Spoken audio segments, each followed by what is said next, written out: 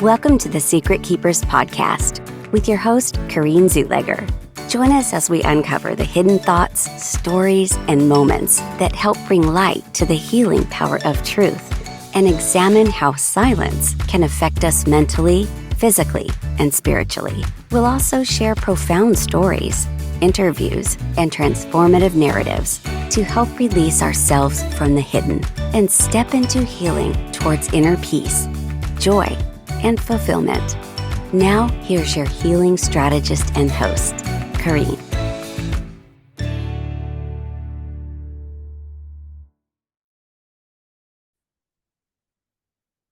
Welcome to the Secret Keepers podcast. Today, my guest is Michelle Burkhard, and I am going to let Michelle tell you all about her amazingness. Wow. So where do I start? That's kind of weird. Tell everybody how amazing you are. So I guess what I should say is I am the owner and operator of Grow by One. So we are a company that focuses for the majority of the part within education, although my specialty is really coaching. So I love to speak to educators about coaching, but I am a coach. I love being coached. I love teaching people about coaching. So I do that across the world. Actually, I've got clients in 7 different time zones now. And every day is different, and every day is solving a different problem, which I absolutely love. I love everything about you, Michelle. Aw, We have had thank you. some of the most amazing conversations ever. And you and I could talk for hours on end, and they usually lead us down some sort of rabbit hole of something, something very out there in the spiritual realm. And That's that's true. what I love. I love that you and I can talk about everything and anything, and that just brings me such great joy in knowing you. And that's why I'm like, I absolutely had to have you on here. Um, so we know the Secret Keepers, and we're talking about all things secret related and how they've affected us. And I would love for you to tell the audience, how have you kept secrets or had things that were kept from you that have affected you in your life? Yeah, that's another. Actually, can we go back to the first question? How awesome I am? That's a little bit Yes. easier. No. Yeah.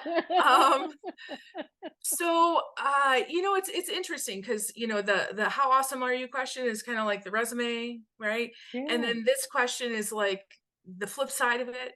And so I could list a whole Mm. ton of things, but I'll give you a couple of highlights. So, and then we can talk about which one you want to go Yeah. into further. I would say the first, just some early childhood real issues. So abuse, neglect, just poverty, extreme poverty. And my parents did the very best they could with what they had and what they knew. They Mhm. just didn't have a lot, and they didn't know a lot at that point. And so you're put into some positions where, some not so good stuff happened as a child. And Yeah.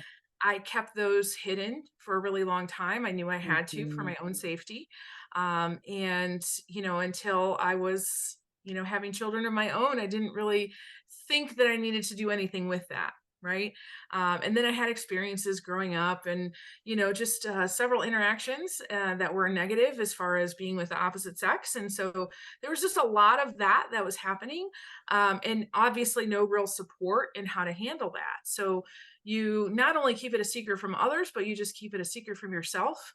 And I just turned it into what else do I need to achieve in school? Check. Sports, check. Whatever it was, tell me what the rules are. I'll get there faster. I'll achieve before anybody else. And there was safety in that Mhm. until there wasn't, right? And Yeah. then, things started to fall apart. So there's that. And then recently, I just want to acknowledge that today, as we're recording this week is um, a very special week for people who have gone through infertility or a loss or stillborn, anything like that. And that is also a part of my life. I don't tell people a lot. I've had 5 losses between 12 and 20 weeks. And each one was very special Yeah. to me.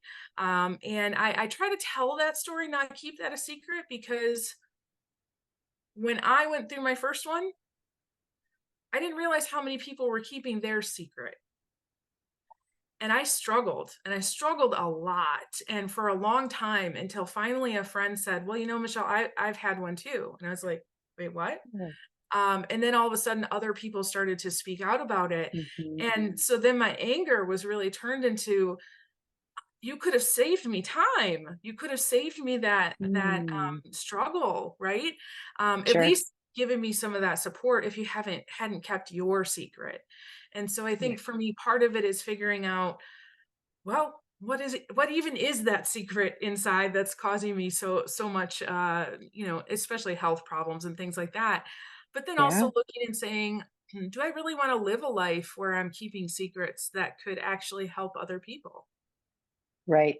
That is the whole purpose of this podcast, Yeah. is to really to shed the light on things and allow them to come to the surface to heal, and so that other people know they're not alone.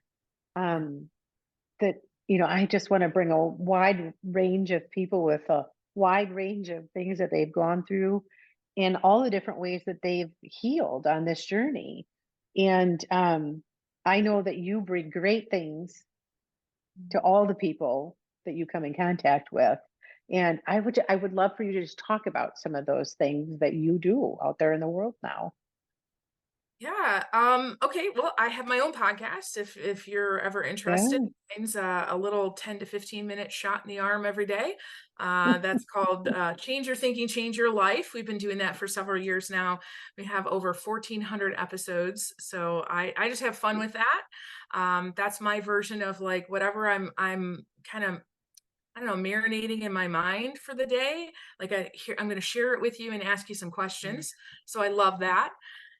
Yeah. We are training hundreds and thousands of education coaches and administrators now, really in deeper practices. So it's kind of like the personal and professional development come together in one, so that you can be more efficient and effective, and really just save your sanity.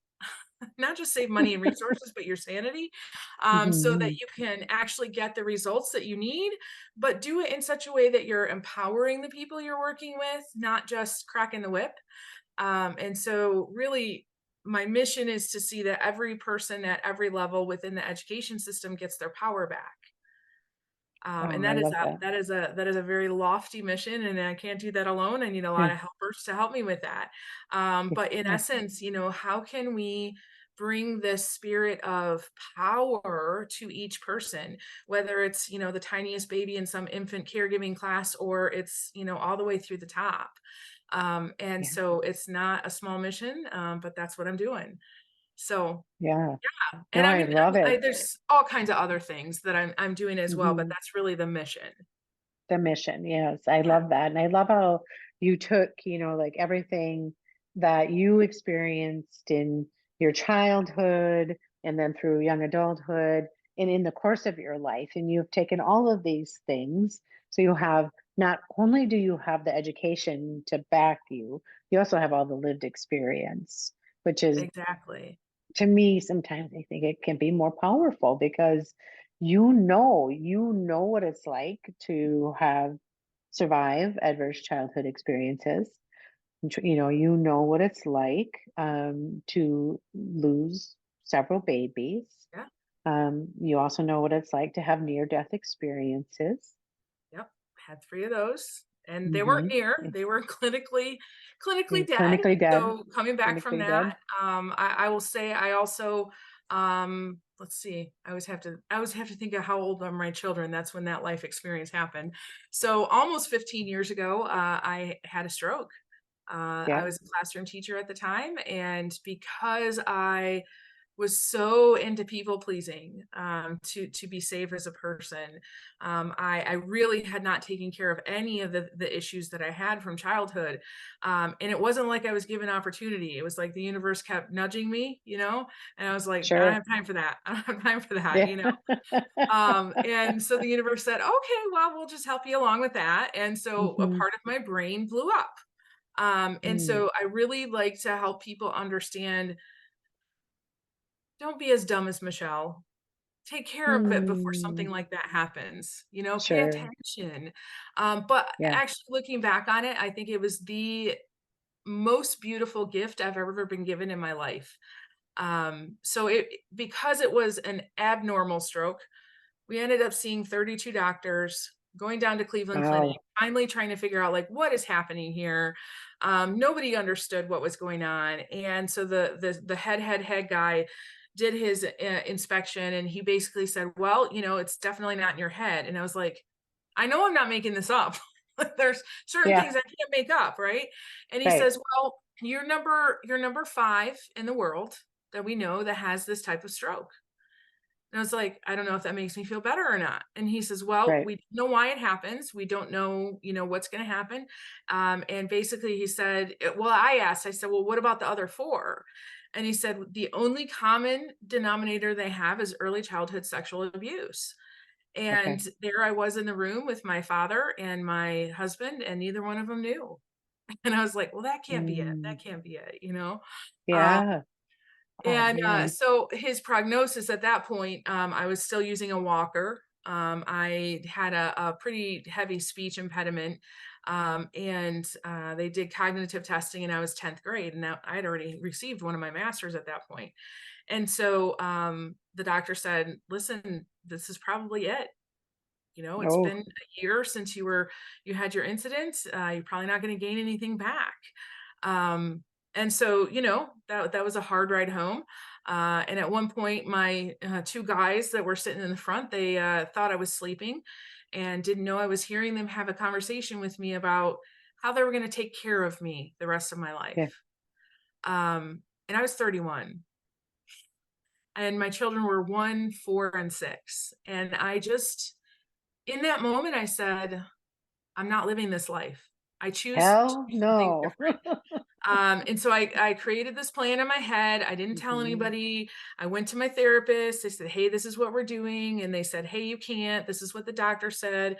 So that's not what we're doing. These are the 3 things I want to work on." And they said, "Michelle, it's impossible." And I said, "If you truly, truly believe that, I need you to walk out the door right now, because we're doing the impossible right now." Yep. Um, and so within a year of that, I was able to run my first 5K. Let me say, walking plus. Yes. I was definitely not Yeah. anywhere near winning the Yeah. race, but there you go. I gave a keynote again to 600 teachers on the power of a positive mindset. And then not long after that, I started my PhD process, which of course I finished. Yeah. But when I tell that story, a lot of Woo. times people, yeah, yeah. They're Yeah. like, "Hey, what a miracle, right? That you can be doing all these things, that your body is Mm. healed." And I always point them back to it, and I say, "Listen, let me help you understand the miracle that happened here." Yep. The moment I said, "I'm not choosing this, I'm choosing something different," that was the miracle. It was like the universe said, "She's Mhm. finally on board with us." Yeah. And from there, everything in my life changed. And I've had, I don't even know how many versions of Michelle since then. Yeah. Um, but there was like no turning back after that point of, yeah, no, and now we have stuff to do in this lifetime. I don't have time for drama and trauma and high stress and all that kind of stuff. Sure, I have troubles in my life, but I just learned so much over time that, like, yeah, I can focus on that, or I can just say, yeah, let me take a minute and process that, and now let's get back to work. Yeah. Right. You get to feel the emotion, right? Because you're Yeah, human, right? absolutely. Yeah. Right. It's just Yeah, you're not gonna just swim around in it and get right. cozy down into it. Yeah. It just you allow it to move through you as it Yes. is And some intended. things take Um, longer to process, hmm Yeah. I like, mean, get and that's okay. I actually, this is gonna sound weird. I'm loving the grief process. mm, I've had a lot of grieving over my days. I've lost a lot of mhm, people, whether they're yeah. no longer here on earth or just lost relationships. And the one thing that I love is that there is a clarity, and also um, like a different kind of power that comes to you when you're in grief. that you Hmm. actually can't have any other time. Yeah, that's relatable to me. I have also shared a lot of grief. Yeah. I lost my dad, lost my brother, lost my mom and my best friend to cancer in the same year. Just recently lost my dog. And then a few weeks after I lost my dog, I lost my mentor, my high school mentor. He Yeah. was the person who figured out, like, why are you falling asleep in class? And pulled me out in the hallway and then was like, oh, like I get it. And Yep. then he shared with me what he would do, like with the wrestlers. I was his wrestling manager all through high school, and um, I would come home from college just to talk wrestling with him. And um, we just, he shared with me how he helped people, and it really became like kind of a big part of me. Yeah. So, but yeah, so recently I just lost him, and so that was another Yeah. like, oh, but you move through, right? You move Yeah. through it. You get Yes. to, and what a gift too that we loved and cared for people so deeply that we feel grief. And Yeah, and that's then the you can't grieve something you didn't love. yeah, Yeah. right. And so that whether it's the friendships, the relationships that you've had, Yeah. um, you grieve those and keep moving, right? One foot in front of the Yep, other. exactly. Yeah, I'll yeah, give yeah. you an example going back to those 5 losses. Each of them had, it was a very different experience, and I one of these days, I'm gonna put that into a book because I had some Mhm. amazing experiences with it, but, so November 4th is what we call Abby's Day. Abigail was gonna be my first daughter. She was in between my son and my oldest daughter, yeah, November 4th was the day that we lost her. Okay. And then Hannah came along, and Hannah gave me every problem in the whole book. Okay, every problem Yeah. during pregnancy. But she was finally born 4 weeks early on Halloween, and she came home from the hospital 1 year to the day that we lost Abby. And Oh, so it was this huge jumble of emotions. Not only am I recovering from the physical, I've got this baby who she was colicky, but I had a 2-year-old, and then oh, I'm losing, I'm going through grief with Abby, and um it was like everybody just go back to normal. yeah. You should just appreciate the babies that you have. Y Yeah, but what about this child, right? Yeah. Or, Yeah. with the second loss, I was told, "Don't worry about it, you can have another." I'm like, Oh, mm, "That's would you tell us that?" yeah. Yeah, no. Anyway, No. so as, Yeah. you're going through that and everything, you realize that other people are trying to make you keep this secret Mm, because it bothers them more than it bothers you. sure.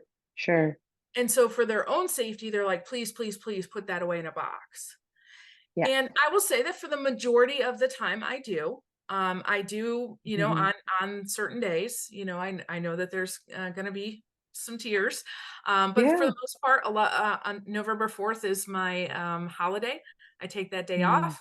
I think about very intentionally how old would my children be, what might they be enjoying in life, and then I go yeah. out to the community and I buy, stop in, maybe buy a gift card at Claire's for some of my daughters and say, hey, if you've got a 13-year-old daughter that, or a 13-year-old child that comes in, would you give her this gift card?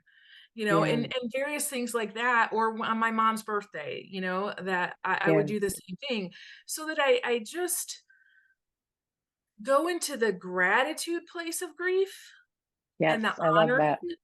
Yeah. Hmm. And other Yeah. people don't necessarily, so people want to talk about my mom all the time, but not the babies I lost, right? So I'll Oh, talk with sure. people about my Sure. mom all the time, but now I have to have special honor for the other losses because even Yeah. though you want to keep them secret, I don't. And so Yeah. when other people, when I find out that they have a loss, I'm like, okay, what's your baby's name? And Yeah. I say their name as much as I possibly can, especially when I'm in conversation with them, because it's a beautiful gift. You gave your baby a name, and someone Hmm. else wants to put it in a box. right? Yeah, right. And it's one of those things I think because people get uncomfortable because they don't know Yeah. how to have that Yeah. conversation with you, um, because they are kind of kept taboo. And Yeah. death makes people very uncomfortable. Um, and you having the experiences that you've had with death, um, you're pretty comfortable with it. Yeah, pretty comfortable. I'm a big fan, actually. It feels good. If anybody was Mhm. wondering, it feels pretty good to Yeah. actually die. Yeah, and I think, I also have experiences where Mm. energetically people are still here.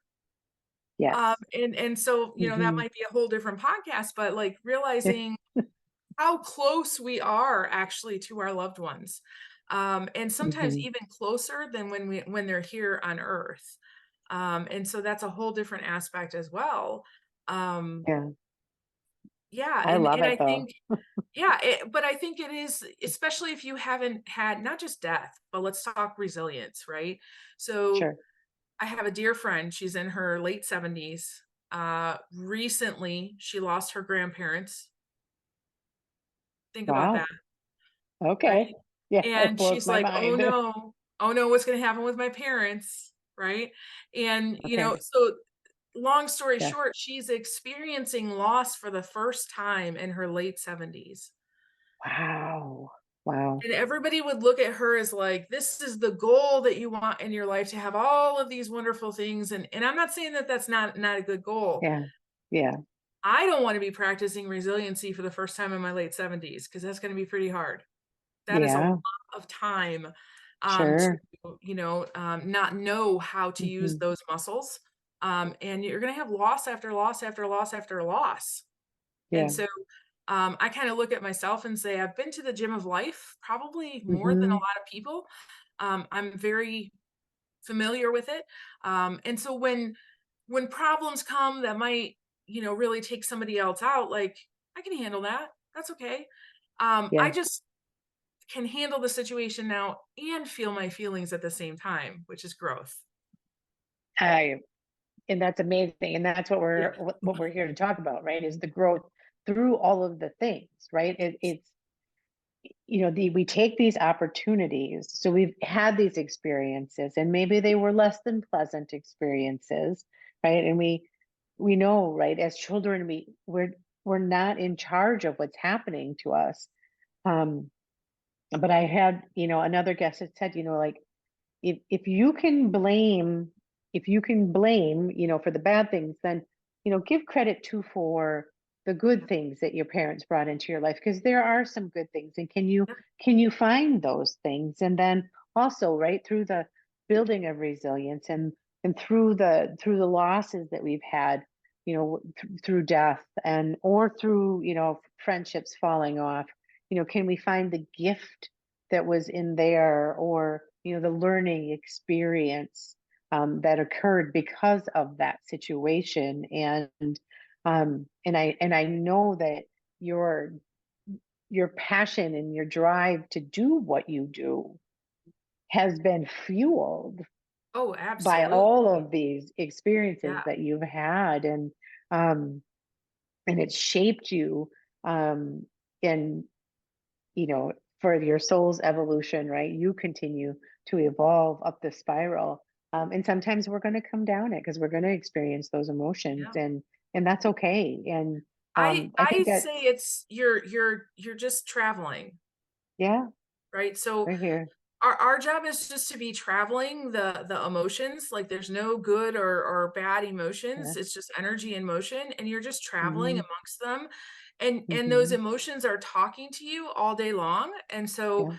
if you're checking in and saying, okay, whew, wow, I'll give you a great example. Okay, I did a lot of traveling last week. I have progressed. I can say now I no longer have road rage. I really don't. Sometimes Good. a good healthy dose of road impatience, okay? Now I've Oh. progressed. This last week, I was like, "Okay, a little less impatience, but I am questioning your choices. Was Mm. that a good choice? Did you really feel that that was a good choice? Let's talk about what your choices really are, right?" Yeah. And so as I was, like, it was rising up in me, I said, "Oh, this part of Michelle wants to come out now. And I said, okay, so what do you need? And Yeah, that part what's of not me being spoke met? to Yeah. me, and said, you need a snack. And I was like, Ah. I can get you a snack. And so we pulled off, we took a break, we did our thing. And then I was like, how are we feeling now?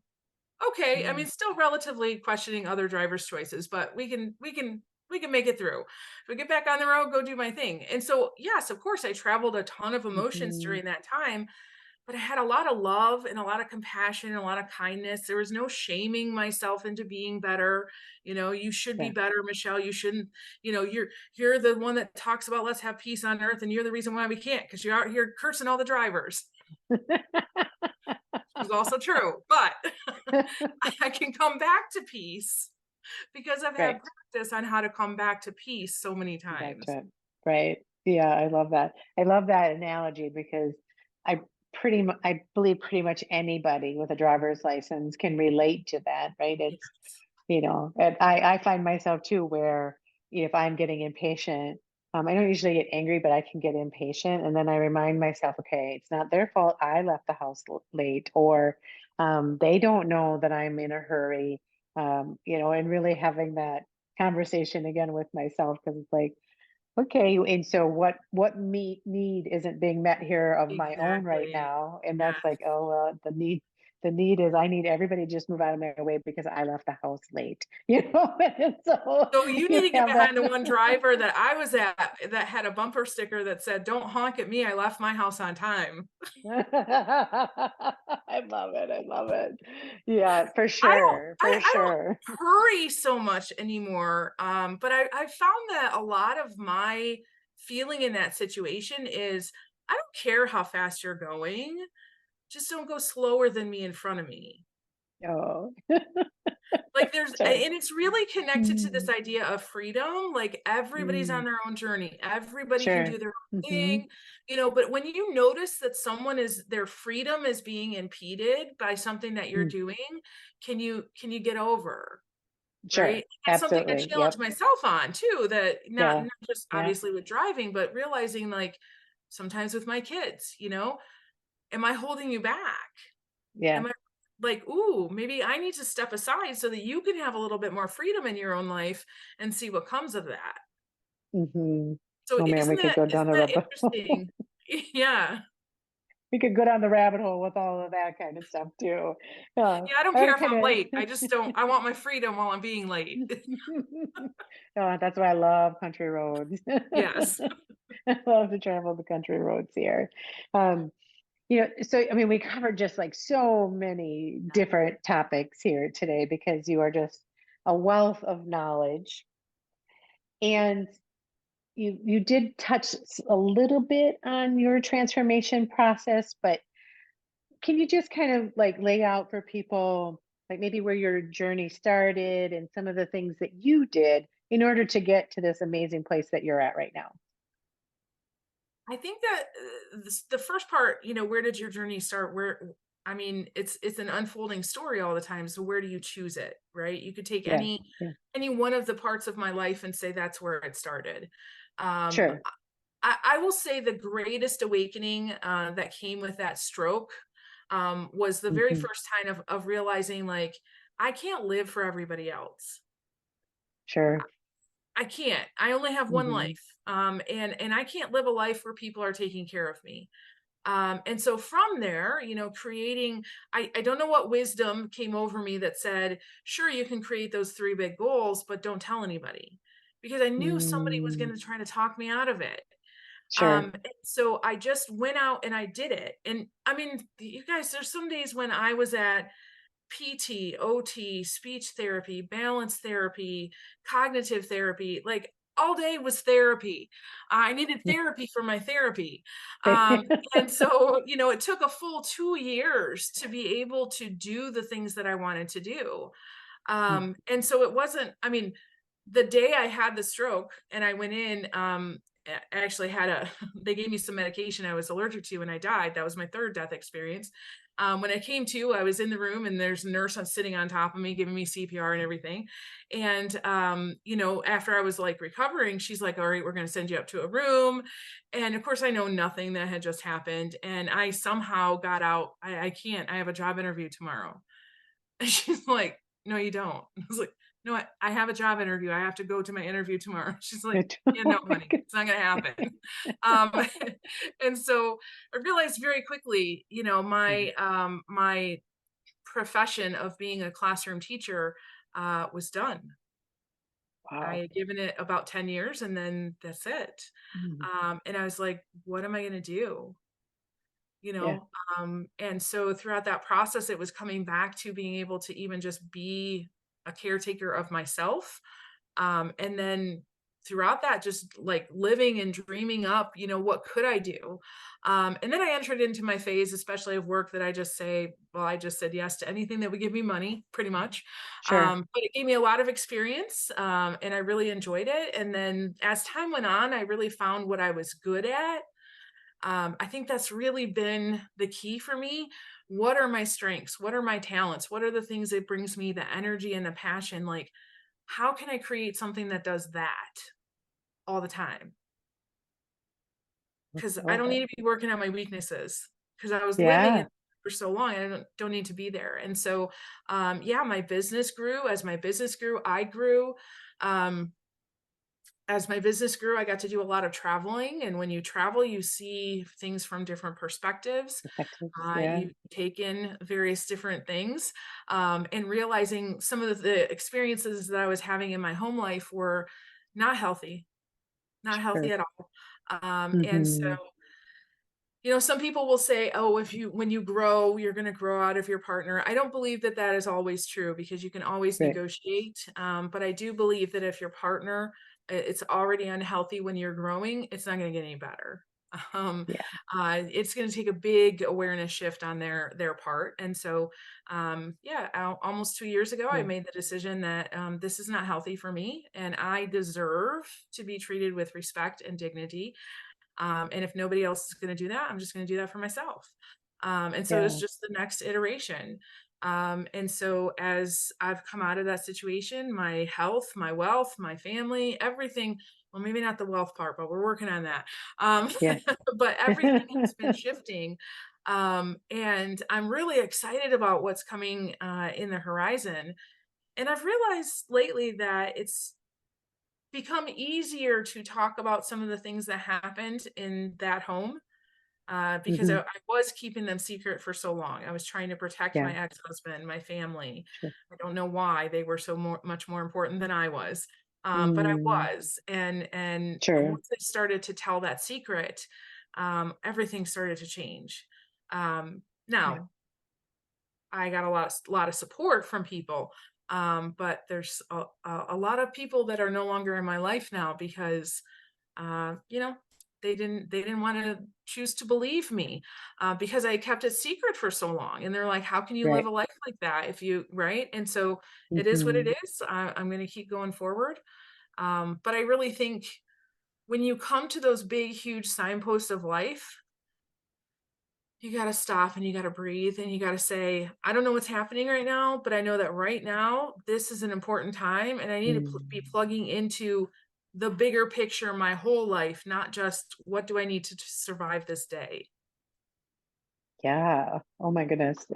First of all, thank you for sharing Yeah. that story. I think it's important, for all the people listening to understand, right, that we think that we think we're doing the right thing by staying in the marriage because that's the commitment that we made. And then if it just turns out that it's squashing you and you're putting out your own light because you're staying in a very unhealthy space. And like with everything that we talk about and everything on here, this is our opinion, this is our life Yeah. experience. These are the things that we've gone through, and that if you're ever considering anything, to consult, your professionals. Absolutely. um, that piece of it is important as well. Of course, Michelle is a doctor. She does have her doctorate degree. Yes. And, and she does have lots and lots of wisdom and lots of just lived experience.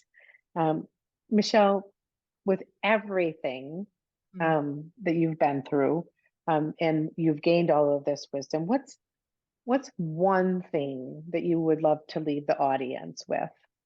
One thing. Yeah. You are bigger and powerful, more amazing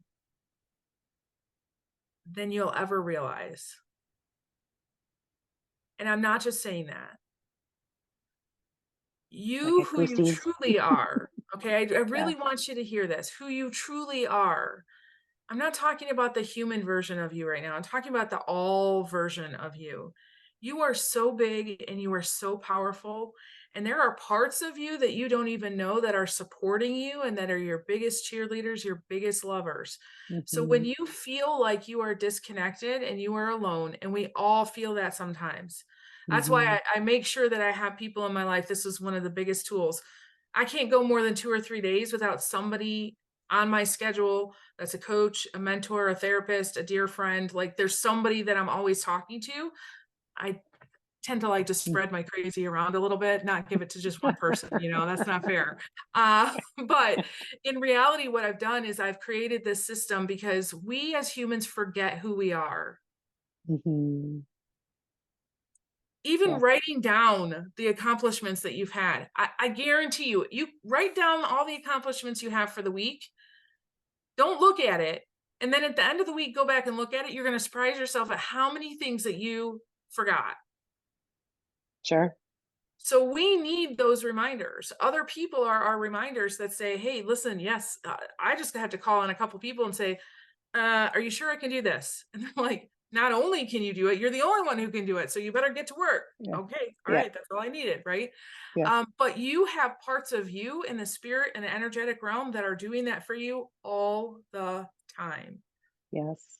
So if that's the one thing that I could tell you is that, we have all kinds of people judging all kinds of things. None of that matters. None of that matters. You have power, Yeah. you have choices, you have control, even when Hmm. it feels like you don't. And let me just tell you this one little story, okay? And this is how bad it got. There was this one interaction that I had with my ex where there was a lot of things that happened in the conversation, but towards the end of the conversation, there were three things that he said. He said, number one, do you really think God is going to love you if you divorce me? Mm. Number two, do you really think you're going to be better off financially without my income? You have no income of your own. Number three, do you really think somebody is going to want to love you? Look at you. Look at how you look. And the result from that conversation was me laying on the bed, staring at the wall for almost 2 hours, not being able to move or even have a thought. Mhm. And as soon as I said the word help out loud, everything started to shift.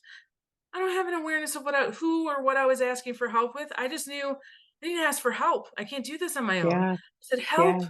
And then all of a sudden I started to feel energy. And then my daughter walked in and she's like, hey, can I make you something to eat? And a friend called and said, I want to take you out tonight. And, so there were all of these things that started. And that was probably one of the lowest times in my whole entire life. Hmm. Um, and I'm also still the person sitting in front of you, right? Hmm. Because we have those moments, but that doesn't make us us, No. right? We have so much more that we can give, but we also don't want to deny that when there are hard times come, that we have to step into that as well. It is a beautiful gift, but we also need to take care of ourselves. That's Yes. probably way more than Yes. one, but that's what you got. Yeah, no, that was wonderful. No, thank you for that. Um, Michelle, I would love for you to tell the audience how they can connect with you. Sure. So, an easy way, Facebook, you can just look up Michelle Burkhard. My name is there on the screen. Or you can, oh, gee, we just had our website changed. So Okay. I forget what the name is. Can I get it to you? Yes, it'll be in the show notes. Yes. It'll be in Or the you show can notes. also Google bro Oh no. by one. So GROW, Okay. the number one at gmail.com. That would be probably the fastest, easiest way. I know I'm supposed to have all the things, but we're in a massive transition right now in the business. Yeah. So No, yeah, that's okay. What we'll do is we'll collect it and we'll put it all in the show notes. And then perfect. that way, when the episode airs, then you can, you'll have all the information. And I just want to thank you for being here today, for My all of your awesomeness, just like I led with. You just have this wonderful way of being able to simplify information, which is beautiful. And then your life experience, so my tagline is learning from life, leading with love.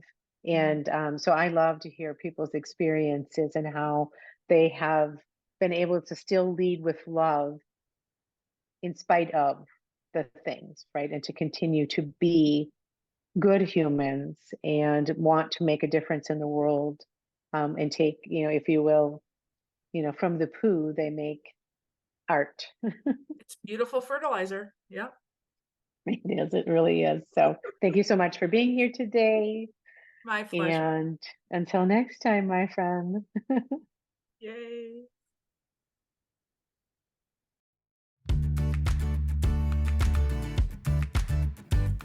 Thank you for joining the Secret Keepers podcast. If you found this episode helpful, please give us a like and follow so we can invite you back. And if you just want more, visit CorrineZuleger.com. Remember, you're not alone.